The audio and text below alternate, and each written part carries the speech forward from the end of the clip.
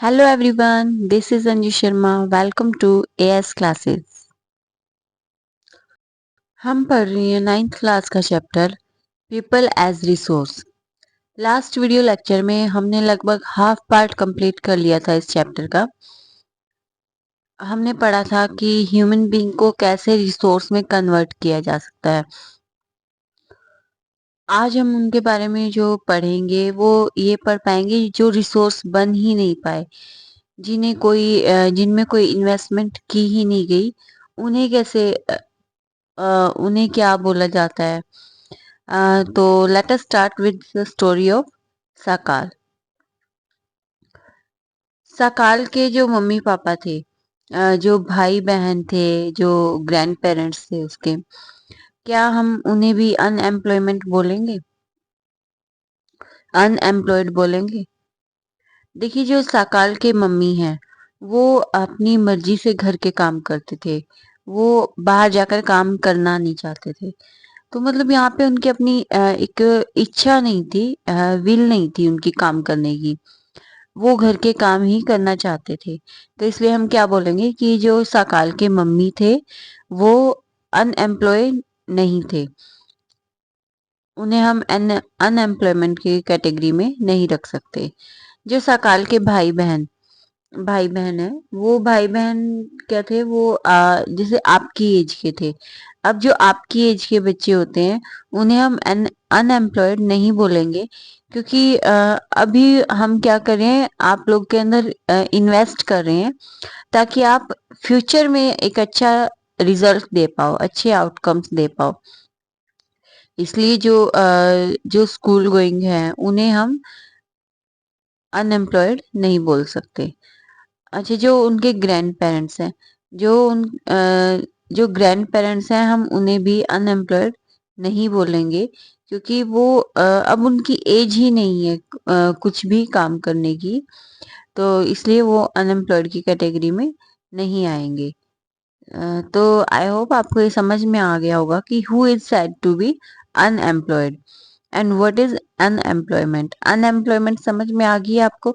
Unemployment का मतलब क्या है कि अगर कोई काम करना चाहता है, वो इच्छुक है काम करने के, लेकिन फिर भी उसे काम नहीं मिल रहा है, वो कुछ अर्न नहीं कर पा रहा है काम करके, उसे हम बोलेंगे अनएम्प्लॉयमेंट।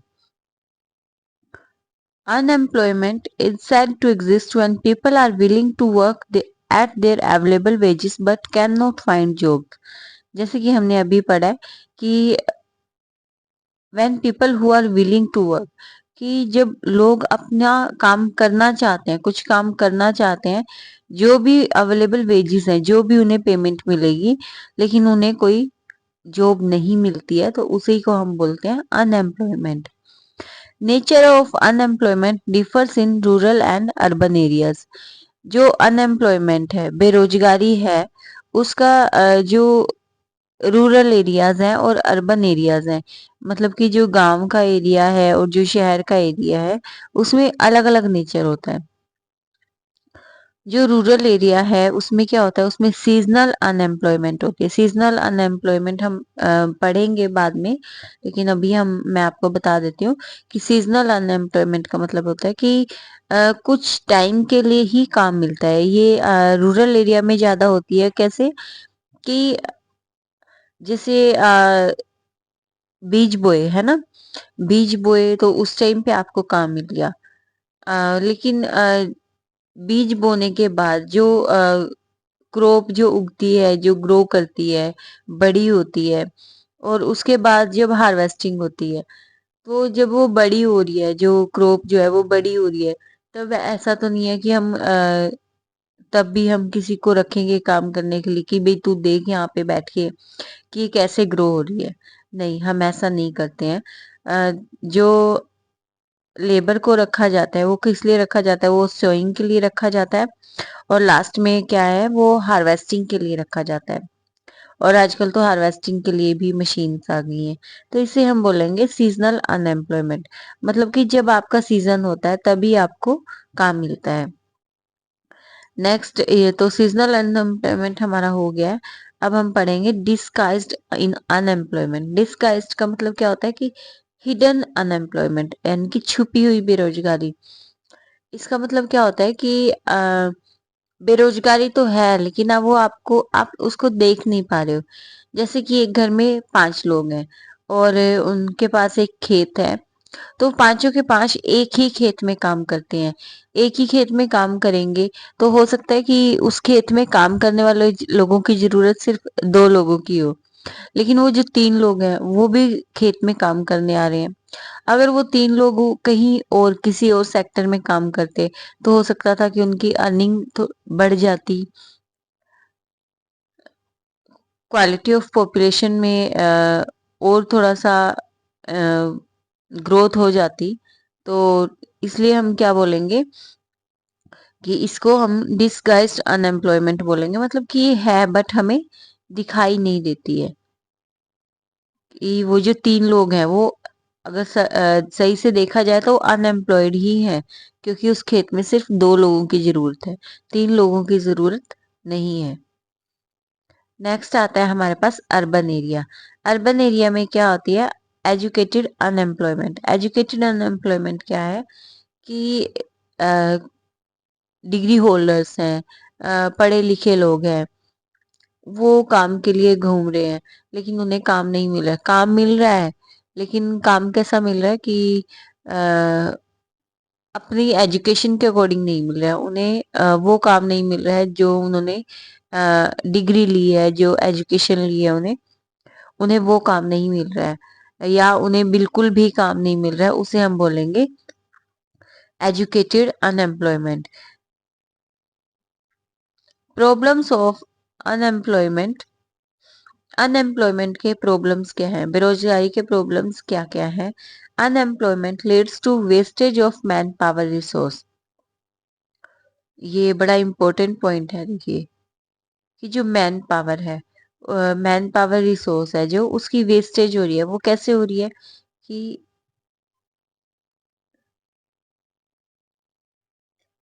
मतलब कि वो जो ह्यूमन थे, जो वो मैन पावर थी, वो काम कर सकते थे, लेकिन उन्हें काम नहीं मिला है।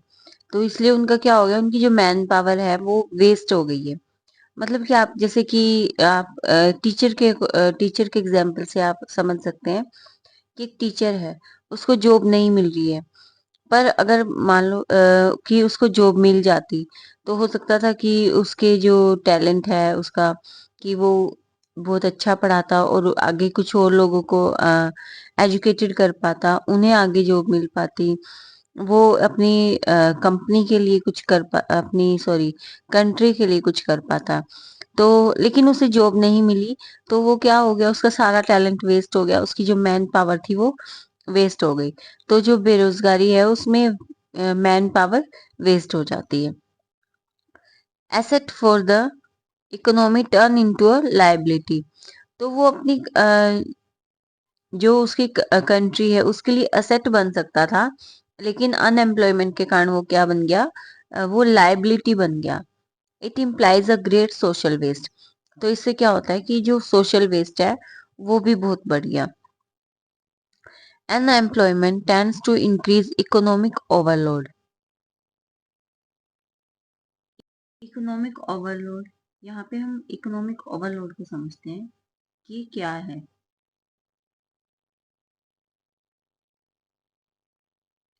इकोनॉमिक ओवरलोड क्या है कि जैसे देखिए, जो काम करने की एज होती है वो क्या होती है, 15 से लेके सॉरी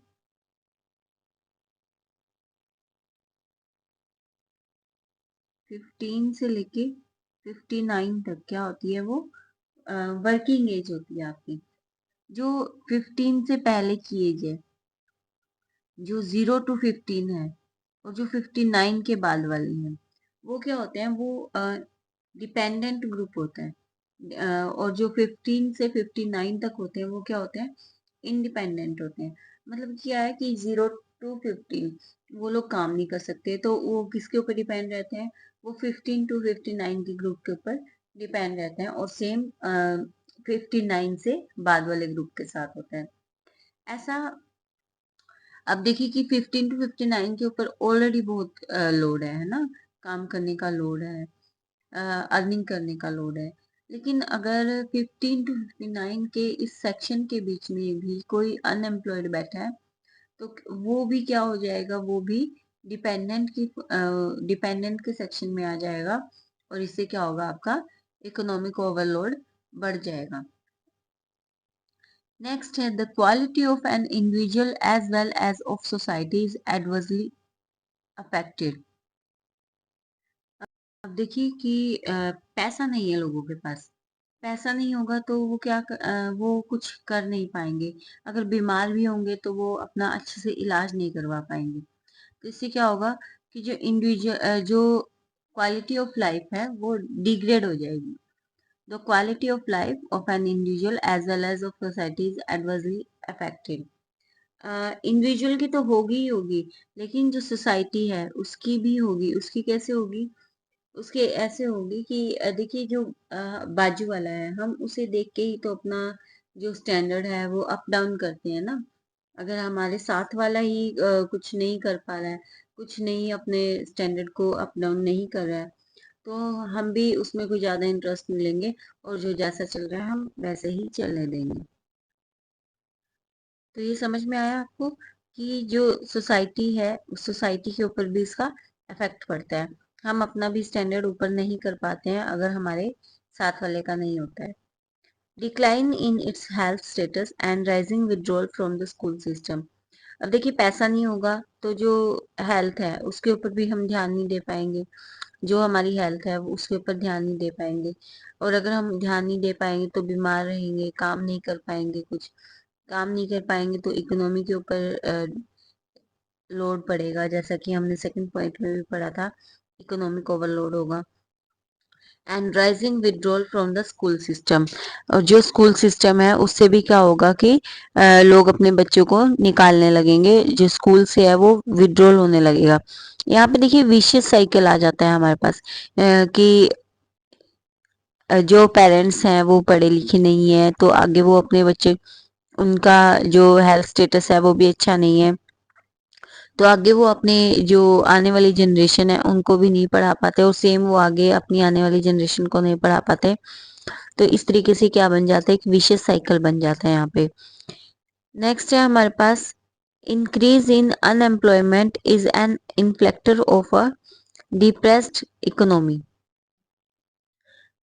अगर अनएम्प्लॉयमेंट होगी, बेरोजगारी होगी, तो इससे क्या होगा कि हमारी इकोनॉमी है वो बढ़ेगी नहीं, वो कम हो जाएगी। हमारी इकोनॉमी जो है वो डिप्रेस्ड हो जाएगी।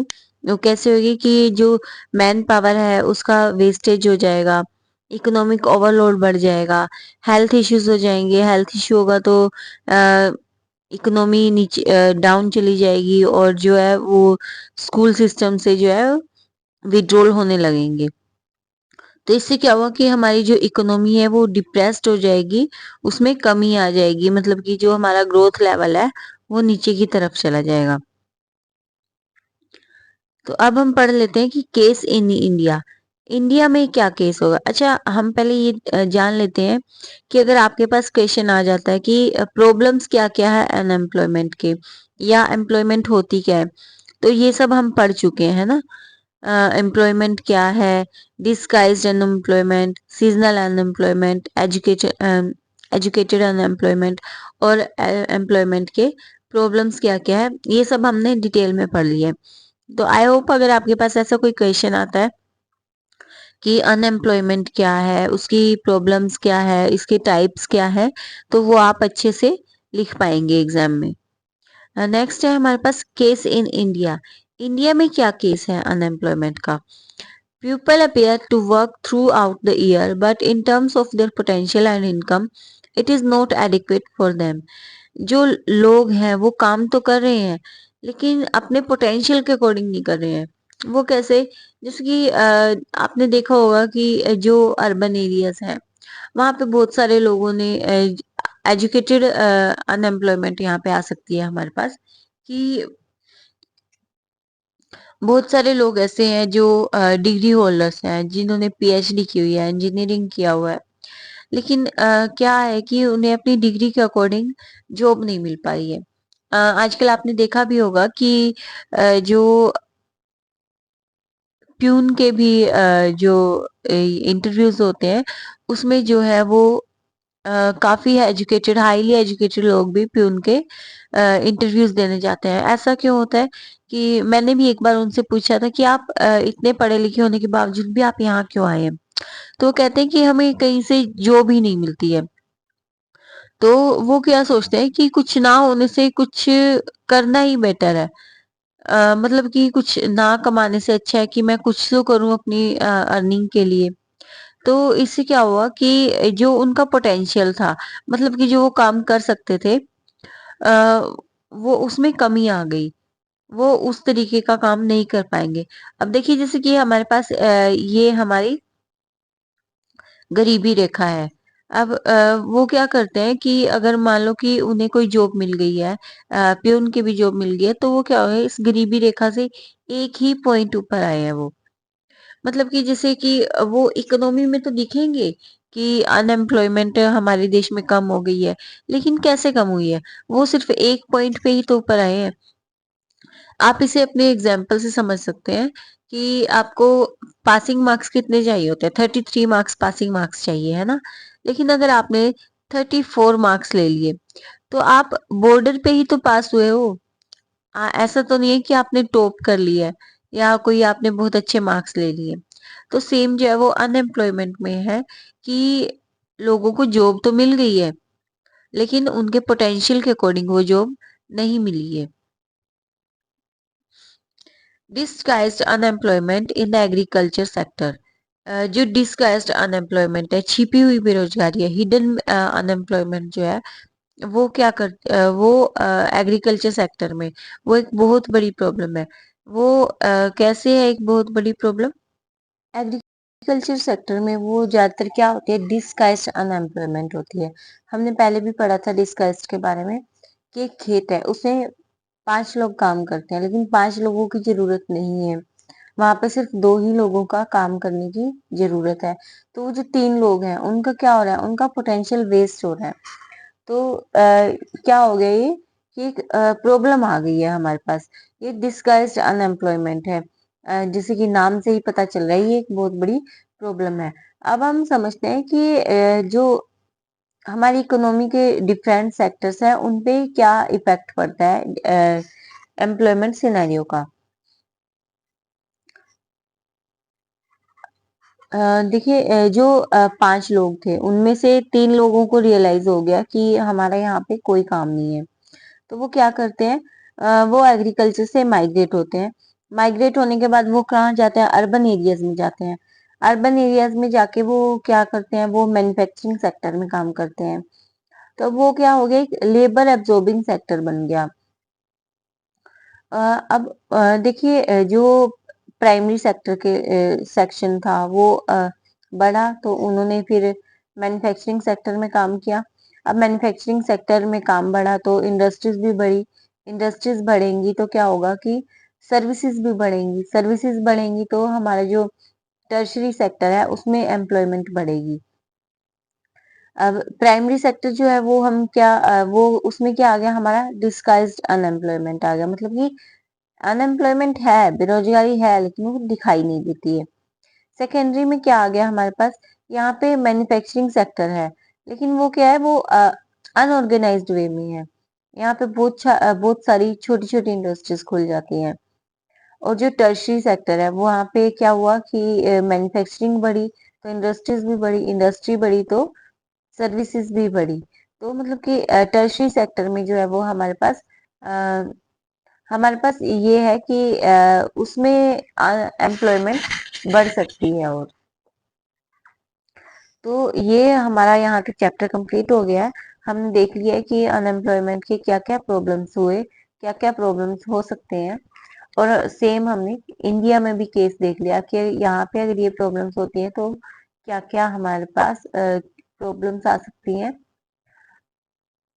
तो अगर आपको इसमें से कोई भी क्वेश्चन आ जाता है तो आई होप आप वो अच्छे से लिख पाएंगे, क्योंकि मैंने अपनी तरफ से पूरा डिटेल में आपको पढ़ाया है। फिर भी अगर आपको कोई डाउट है तो आप कमेंट सेक्शन में कमेंट करके पूछ सकते हैं।